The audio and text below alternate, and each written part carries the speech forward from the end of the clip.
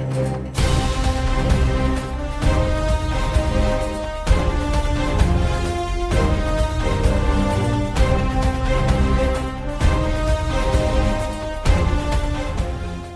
here at the 4th UFOZ conference in Foz do Iguaçu, Brazil, with Kathleen Marden, #1 abduction researcher in the US, according to my viewpoint. Thank you very much, Kathleen, for this interview. It's a pleasure to be with you. We would like to know, what are your findings after so many years of research, in particular about your statistical research that we were talking about? In 2012, Denise Stoner and I conducted a quantitative study of commonalities among abduction experiencers. We had information, but it was anecdotal. We wanted to know what the statistical information was from experiencers. And so we developed a questionnaire. And this questionnaire had 45 questions. And we asked individuals who were experiencers to participate in that. It was not easy to take. You couldn't go to a website and find it and take it on the website. That was for an important reason. We didn't want hoaxers participating in this. We wanted individuals who were willing to work for it. We also had a control group. We had 50 participants who were experiencers, a 25-person control group. We wanted to know that experiencers' commonalities were not common among the general population, and that was the reason for our control group. We advertised in the MUFON Journal. We advertised on websites that appealed to individuals who were experiencers. We advertised on the radio shows that we did in the United States and overseas as well. So we had individuals from other English-speaking language countries as well, from Australia and from the UK, as well as the United States. We found in 45 questions there were 23 commonalities that were not common among the general population.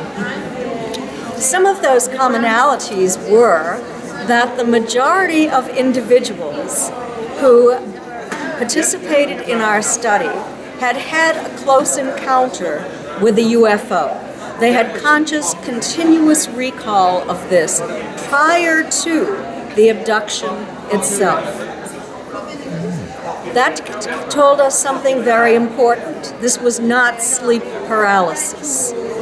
After the encounter where they were outside in an external environment and had this close encounter, they might have been taken from their home too, oftentimes when they were sleeping.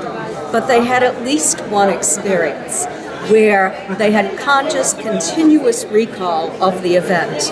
Oftentimes, there were witnesses with them who also saw the UFO, and sometimes the non-human entities on board the craft. We also found that the majority of these individuals were well-adjusted, that had happy childhoods without ups and downs, and also happy adult lives.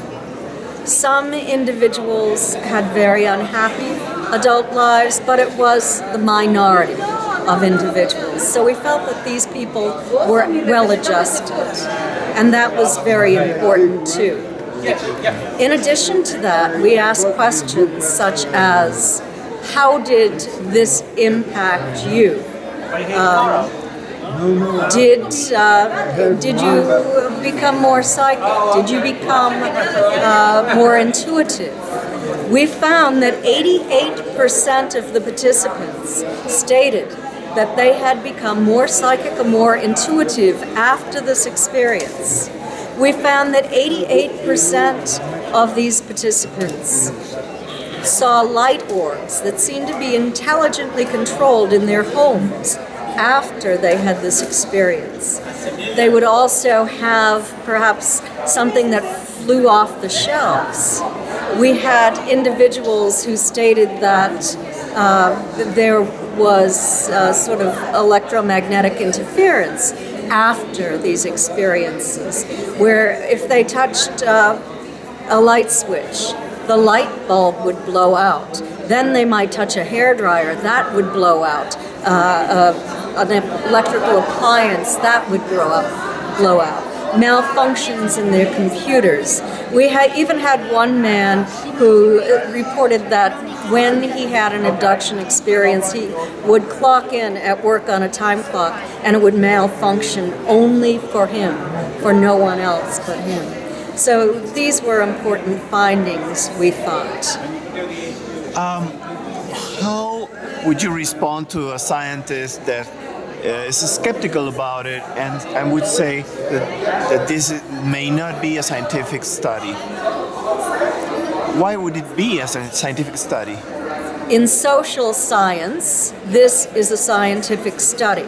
This is what I did at the University of New Hampshire as a student. This is what I did in graduate school. This was accepted as a legitimate scientific endeavor in social science.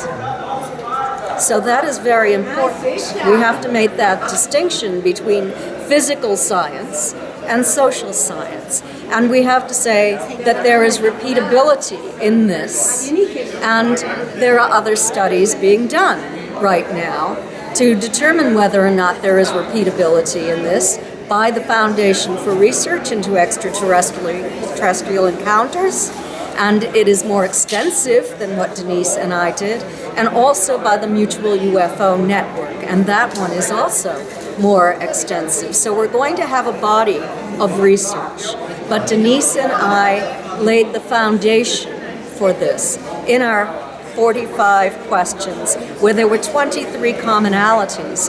We also found that there was illness among experiencers, that 37% of the experiencers who participated in our study had a formal medical diagnosis of chronic fatigue and immune dysfunction syndrome or chronic mononucleosis. It is less than 1% in the general population. Also, the incidence of migraine headaches was increased among experiencers to a very high percentage, where it is less than 10% in the general population. So this was also important evidence that there is a physiological effect. I suppose that there were some good control questions to detect any cheating, lying, hoaxing from the population you interviewed. Yes, we always put control questions in, as well as having a control group. And I want to talk about that control group. One of our questions was, have you found marks on your body when you have awoken in the morning? The experiencers in the group had specific identifying marks that were different from the marks that the control group had. The experiencer group had scoop marks. They had handprints, black and blue handprints on their bodies. They had triangular cutout marks on their bodies. The control group had scratches. They might have had a round black and blue mark that they could have gotten anywhere.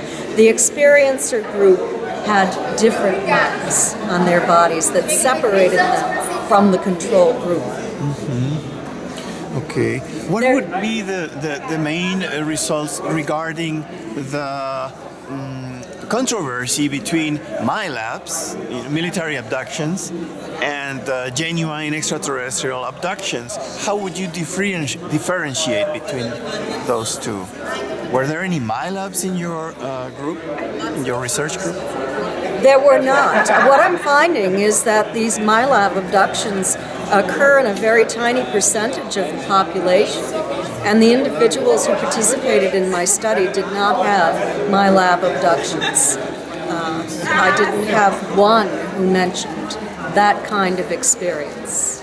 Would they have been able to distinguish the difference between an ET abduction and a MyLab? They didn't see anyone who looked human. They didn't see anyone who was wearing a military uniform. The humanoids, or the humans, that they did see, some of them, were kind and gentle. They were not the evil types, the malevolent types that MyLab abduction or abductees report. Regarding the findings, the different kinds of extraterrestrial beings described. Was it one kind, different kinds? Okay. This was on the second part of this study, where I did this study myself, and that was in 2013. So it was a phase 2 of the first study. I asked what kind of beings these individuals saw, what kind they interacted with. The majority stated that they had interacted with greys of 2 different sizes. One smaller, 3.5 to 4 feet tall, and one 4.5 to 5.5 feet tall. There was a small percentage, about 30%, who said that they interacted with hybrids, or they interacted with insectoid types, or they interacted with reptilian types. And then a higher percentage said that they interacted with these humanoid types. Or I shouldn't say humanoid because all of it is humanoid, but human types who are kind and gentle for the most part. I think that your research is a step forward to disclosing what we are dealing with, whom we are dealing with, and what else could you add regarding the extraterrestrials, according to your findings? Are they benevolent, malevolent, in between, we do not understand them? Yes, I think I look at this from a conservative point of view, and I see the shades of gray. Too often, researchers are polarized as saying that they are all malevolent or they're all benevolent. That's right. And I cannot think that way. I see the shades of gray, and I think so much of this is tied to human emotion, and that human emotion determines someone's outlook upon all of this. And many people began thinking this is very malevolent, this is harmful, they're being taken against their will, they're being experimented on. And then as they move along and they become older, and this has happened over and over again, they develop a different point of view. And some people say that this is Stockholm Syndrome, those who think this is malevolent. But many experiencers begin to think that this is benevolent, that these ETs are here in order to help humans move to a higher plane than we are on. They're concerned about human malevolent behavior. They're concerned that we might be on a course that would destroy this world because of our behavior. And so they come to understand that the reason that they were taken in the first place, even though they were very, very frightened, they were traumatized, was for a very good reason. And so that's the way I look at it. I understand both sides of it, but I don't understand the side that says all of this is malevolent, it's a terrible thing, or all of this is benevolent, they're here for spirituality, they're leading us to the ascension. I think that it's a combination of all of this, yes. And that some of these ETs might not be very nice, and that some of them are nicer than others. Yes, I concur with you. It's a complex situation that requires an integrative, neutral perspective, a very critical of one's own perspectives and biases, Yes. and open to all information available. Absolutely. Yes, that's why your work's a step forward also. What would you like to add to this interview, Kathleen? Is there anything that you would like to add to this interview? I would like to say just to stay tuned, because the Foundation for Research into Extraterrestrial Encounters will be releasing its results probably within a year's time. And also the Mutual UFO Network study is a little bit behind. We were started a year later, and this is an expansion of the study that Denise Stoner and I did in 2012. And so I think that the results are going to be very important. Yes. Could you please show us one of your books, your works, and describe it to us? I'd like to show all three. Okay, fine. Great. Okay, this is my first book, Yes. Captured, the Betty and Barney Hill UFO Experience. They were my aunt and uncle. And so I was 13 years old. I became very interested in their story.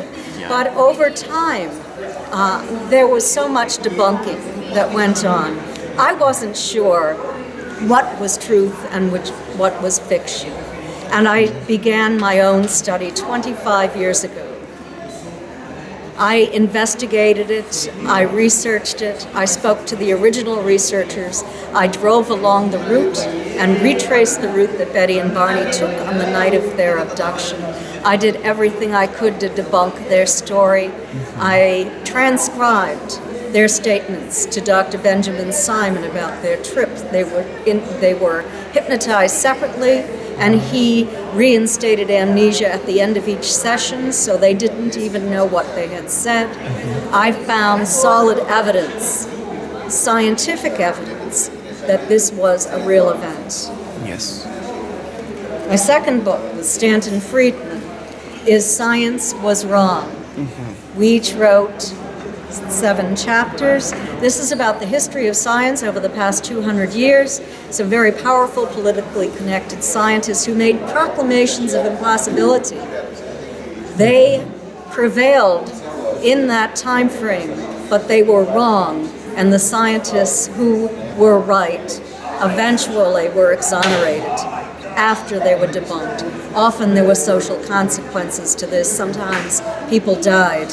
We also have a section on the frontiers of science, where we talk about the academic studies on telepathy.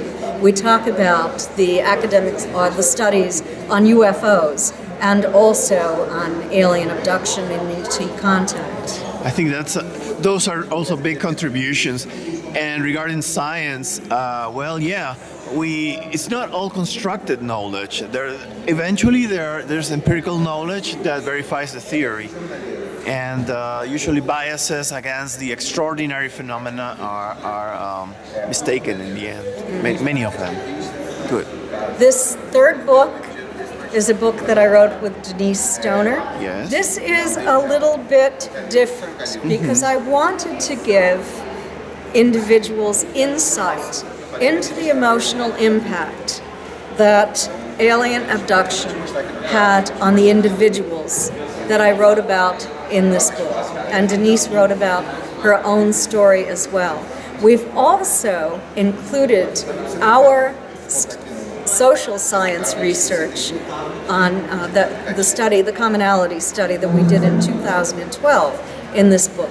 So you gain insight into what this is about, insight into hypnosis, the pitfalls of hypnosis, and also the evidence that sometimes hypnosis can be conducted very scientifically and very well, and to reduce confabulation. So we talk about this in our book, and about some incredible experiencers, some abductions that I personally have investigated. That's also a very important idea, that scientifically conducted hypnosis is valid scientific research. Yes. And I would like to know Regarding the alien abduction cases, how many have you found that have been cases of implants that have been verified, or other kinds of physical evidence? According to my statistical study, a little over 50% of the individuals who took part in that felt that they had implants in their bodies. From my own research, using very powerful magnets and also using Geiger counters, we have found that some individuals have something in their bodies that tug at the nerves, and I use the head because sometimes we find it there. They tug at the nerves, the person feels pain when the magnet is held over that implant. The implant might move, it might vibrate a little bit. And also, we've found radioactivity above the level of the natural environment, but not high enough to harm the individual. I see. And I think that adds more information than what Dr. Roger Lear brought, which was also very good. I didn't know that the implants could vibrate and make you headachy, you know. That's a very interesting finding. And so more researchers can follow on that. Yes. Yes. Kathleen, what are the relevant discoveries that are written in this book, captured, that you've written with Stanton Friedman? There was evidence that wasn't discovered when the first book was written. For example, Betty's dress that was torn in several locations developed a pink powder that grew on the dress and degraded the fiber. It reduced the dress to a rag. That dress has undergone scientific analysis at 5 separate laboratories. Scientists have attempted to recreate the conditions under which that occurred and have not been able to do that. They attempted to analyze what was on the dress. They have never been able to identify the pink powder that grew on the dress, but they have speculated that that pink powder was either a fungus or a yeast that grew on the dress. And the speculation is that Betty's dress was exposed to perhaps ultraviolet light or some kind of chemical process that killed the bacteria and the viruses on the dress, leaving the opportunity for the fungus or the yeast to grow and to flourish, and then it finally died. They found that there were oils on the dress that were somehow deposited there, but they did not belong to Betty. So there were very unusual characteristics about Betty's dress that have not been able to be explained in prosaic terms. And regarding the experience inside the craft, is there any new information? There is new information about the experience inside the craft. Betty saw what she described at that time as a book. In the year 2000, when I asked Betty to sketch symbols that she saw inside that so-called book, I discovered that it wasn't like a book at all. It was more like a tablet that we think of today as a little sort of computerized tablet, and that there were symbols embedded in the plastic, what seemed like plastic, in that tablet. I asked her to sketch those symbols from memory. She had remembered them under hypnosis. And it was the first time anyone had ever asked her to do that. She wrote them down. I put them in my file cabinet and showed them to nobody. They were published for the first time in my book, The Stanton Friedman, Captured the Betty and Barney Hill UFO Experience, in 2007. After that, Professor Don Derry from the psychology department at McGill University and Dr. Stuart Appel. Actually, it was Don Donderi who discovered these symbols in my book. And he thought that they looked very similar to symbols that he and Dr. Stuart Appel from the State University of New York at Brockport had done an academic study on. They had cooperated with Bud Hopkins, the late Bud Hopkins, the famous researcher, and what they did was they had 3 groups. One group was Bud Hopkins experiencers who sketched from memory under hypnosis the symbols that they had observed on the craft. Mm-hmm. There was also a group of graduate students who were hypnotized and given the suggestion that they were on board a craft and that they observed symbols on that craft and they should sketch those symbols. Third, there was another group of graduate students who was told, just imagine what symbols might look like if you saw them on an alien craft.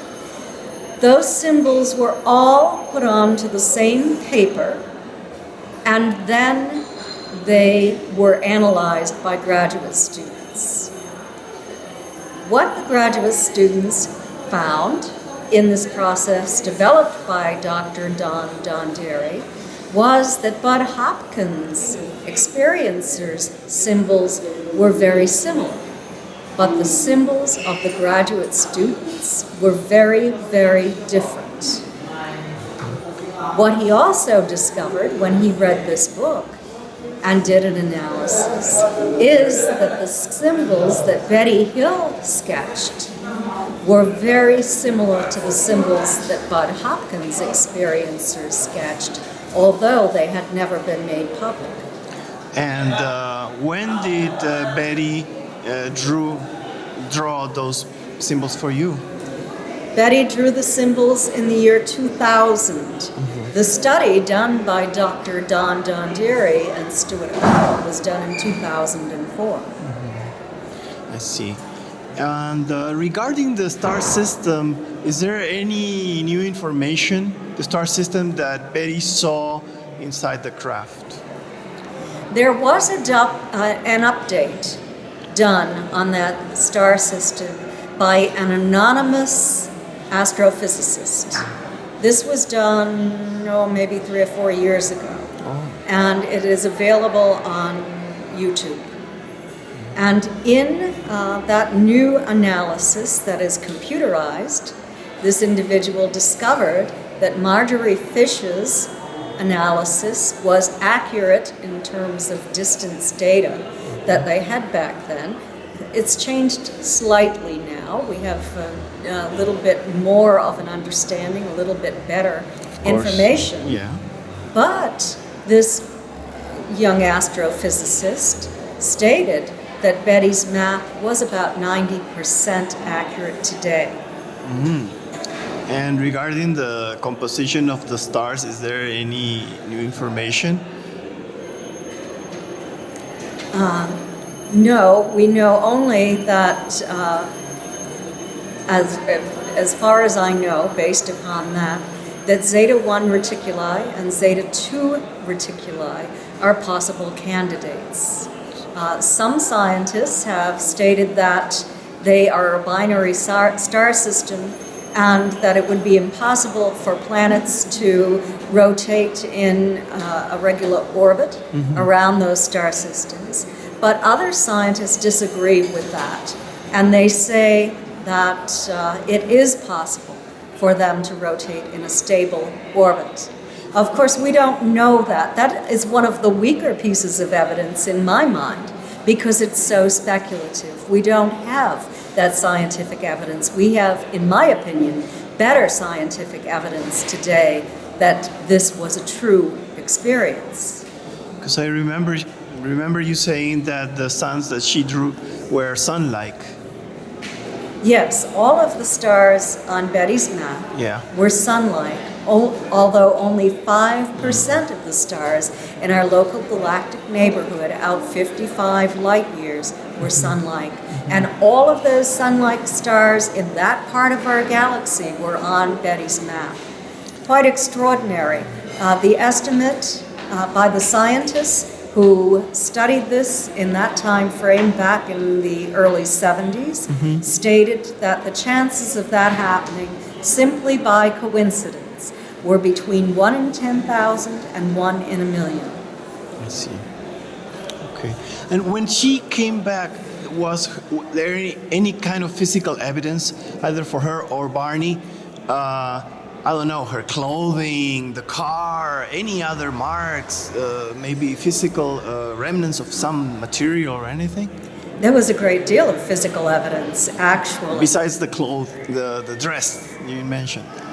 Well, I didn't mention, did I mention the tears in the dress? Yes, I think so. Okay. Yeah. Also, the watches they were wearing that night were working fine before they had the close encounter with the craft. When they arrived home, the watches had stopped working and never ran again. The tops of Barney's best dress shoes were so deeply scraped, he had to buy new shoes.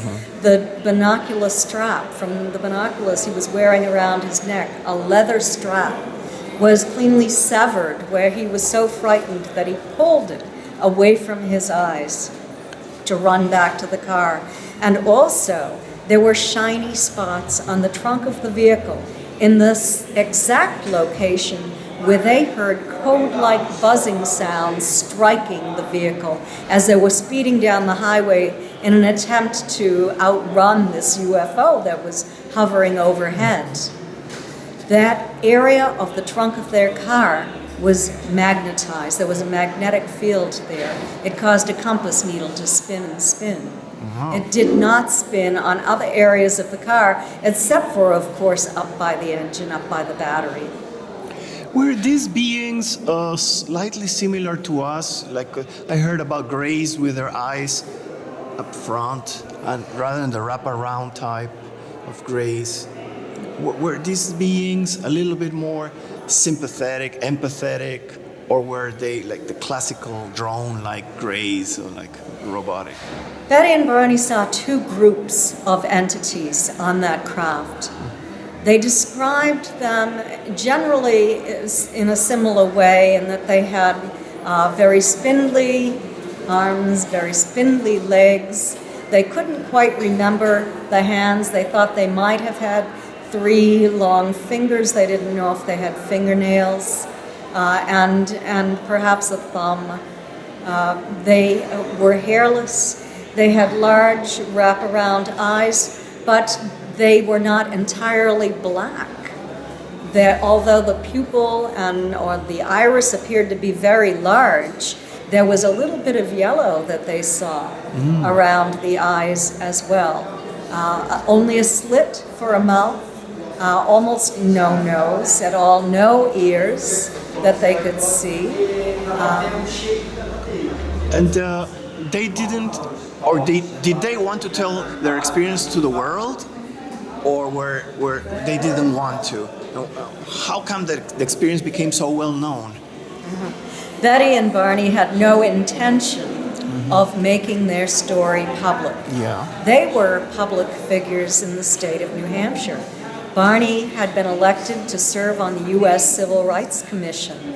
He and Betty were very active in Portsmouth, New Hampshire, in their community. They had helped to set up the Rockingham County Community Action Program through the Office of Economic Opportunity in Washington.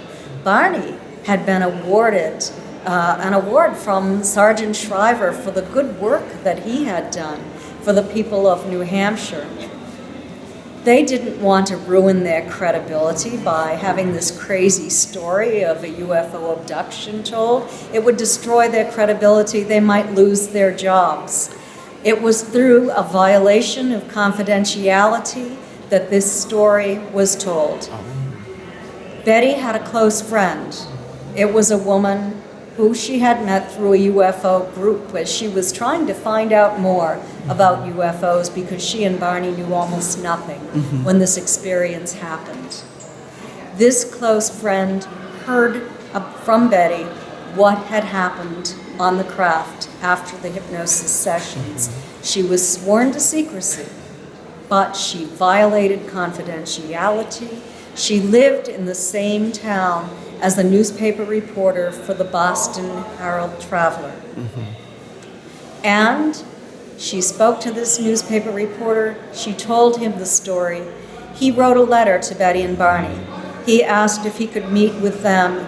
He said, if your friend Lori is, if you are anywhere as nice as your friend Lori describes you as being, I would love to meet with you to hear about your story, and I promise I would never publish this in the media. Betty and Barney said, absolutely not. We don't want anyone except for scientists ever to know about this. 2 months later, it was published in a large Boston newspaper. It ran for 5 nights. It was the worst thing that could have happened to Betty and Barney and to the family, because people who have these kinds of experiences are portrayed as kooks.